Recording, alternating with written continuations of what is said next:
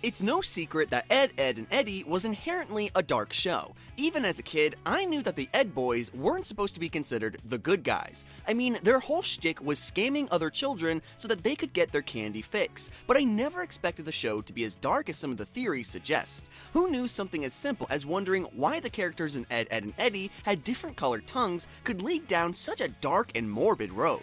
With all of the kids running around, the cul-de-sac in Peach Creek always seemed full of life, which is ironic when you consider the theory that everyone in the show was already dead. If you watched Edd, Edd, and Eddy as a kid, you probably remember almost all of the kids in Peach Creek Cul-de-Sac had their own quirks and personalities, making each one of them stand out from the rest. On top of that, they all seem to have free range of their neighborhood, with hardly ever having to interact with any parental figures on screen. While that might sound like the perfect life as a child, according to this theory, it's not a life at all. In fact, if this theory is true, the children in Peach Creek were actually the souls of all of the kids who had lived and inevitably died in that area and hadn't been able to pass on to the afterlife. In this case, it is believed that the cul-de-sac was essentially purgatory for all of these kids who were, in a way, stuck living the same days over and over again. This would not only explain the near-endless summer that the show seemed to have for a while, but also help rationalize the odd green and blue tongues that the characters had. But first, there is a fundamentally important question. How can we explain so many children dying in such a small area without it involving some sort of massive event or illness? Well, interestingly enough, this theory suggests that each of the kids in the show, from the Edd boys to Jimmy, all came from a different era and most likely died years apart from each other. Not only would this explain why it was so hard to pinpoint what year the show took place in, but also why there were never any adults around. I mean, sure, there were glimpses of characters' parents and references to them, but they never were really shown. According to the theory, it's because all of the parents were either still alive, depending on the year of their child's potential death, or they already passed on to the afterlife. Now, one of the biggest reasons why this theory suggests that all of the kids came from a different era is simply because of how different all of their mannerisms seem to be. Take Rolf, for instance. His love for his farm animals and the cultural customs that he held himself to were clearly very different from the rest of the kids in Peach Creek. For a while, it seemed like his differences mainly came from the fact that he had recently moved to the US from a foreign country. Well, this theory takes that a step further. According to the purgatory theory, Rolf was actually the first kid to arrive in Peach Creek as his family moved there to start a farm of their own in search of a better life. The theory suggests that Rolf first arrived around the year 1900, only to die 3 years later. That's right, it's believed that Rolf died in 1903 after a large group of his family's farm animals formed a stampede and trampled over the poor kid. According to the theory, this would explain why in the show, Rolf's farm only has 1 cow, 1 goat, a few pigs, and a handful of chickens. This way, he would still have enough animals to be a farmer while in purgatory, but there weren't enough animals to form a fearsome stampede. The theory continues by suggesting that Johnny was the next kid to move into the cul-de-sac. It's believed that he moved in shortly after Rolf had passed away, and because there were no other children around him to be friends with, Johnny drew a face on a board of wood and dubbed him Plank. Johnny supposedly died of tuberculosis, which would have been incurable at that time because penicillin hadn't been discovered yet. The next kid from the show who moved into the cul-de-sac, at least according to this theory, was Eddy. Much like in the show, Eddy would have been just as money hungry while he was alive. This means he probably tried to scam the kids in Peach Creek, only in this case, things ended much worse for him.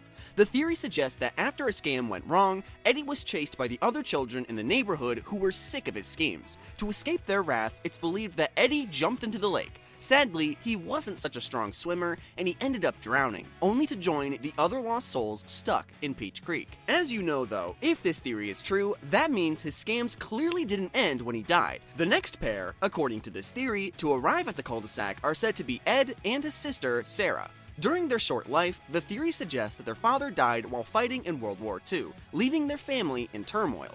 Their mother became disconnected from her children, and as a way of coping, Sarah took over the role of being the boss. Sadly, their lives would all end in a tragic car crash that would see Sarah and Edd join the rest of the lost souls just like Eddy. Up next, we have Naz, who, based on how laid back her character was in the show, was born in the 60s to super hippy-dippy parents. She would have lived a very chill life according to this theory, until one day, a serial killer escaped from a local asylum and decided to do terrible things. I won't get into the details because even I think that part of the theory is too dark.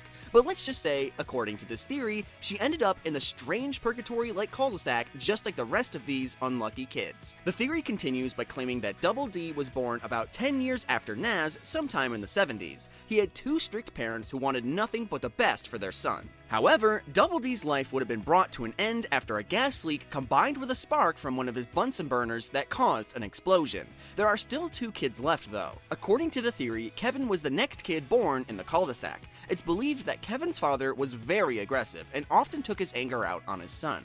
I'm sure you can tell where this is going. The theory suggests that one night, Kevin's father beat him and didn't stop until it was too late. The poor kid supposedly died on the way to the hospital, only to end up in purgatory with a father who he imagined to love him and shower him with gifts that he never got in the real world.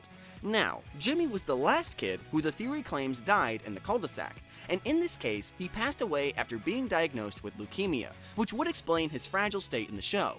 Thankfully, in purgatory, Sarah would be there to protect and take care of him. Now, as interesting as this theory is, how much evidence was there in the show to actually back it up? Well, one of the biggest indications that we might have been watching the souls of children intermingle through purgatory while watching Edd, Edd, and Eddy is the fact that it was always summer, at least in the first few seasons. I know that might seem like a minor detail, especially when you consider that the show didn't follow a chronological storyline, with each episode acting as its own mini-storyline. It's hard to pinpoint exactly what order they're supposed to have set in or how far apart each episode was set from each other. That being said, it still feels weird that the first couple of seasons of Edd, Edd, and Eddy only ever took place during summer vacation.